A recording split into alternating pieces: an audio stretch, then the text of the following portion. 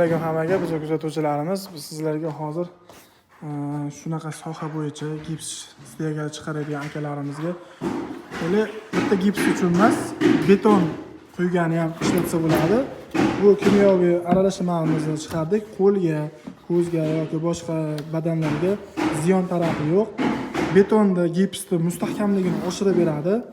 Bu narsani 1,5 litr kimyoviy narsamizni 200 litrli bochkaga to'ldirib qo'yib, aralashtirib ishlatsangiz bo'laveradi. Gipsiz misol mo'rtib bo'lsa yoki ishlashga yaroqsiz, juda ham nimasi markazi kam pastroq bo'lsa, mana shu narsani qo'shib olsangiz, juda ham baquvvat qilib, mustahkam qilib beradi. Mana shu chiqarib turgan tegalarimizni hammasini mana shu sinovdan o'tkazdik, tajribadan o'tkazdik.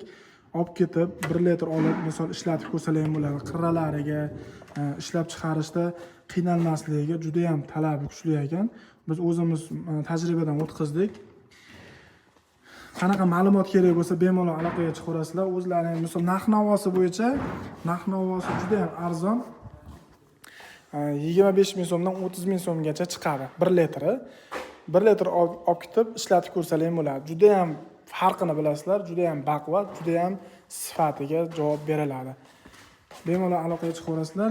Qolgan ma'lumotlarni kelsalaring yoki telefon qilsalaring beramiz. Jo'ningiz sog' bo'lsin.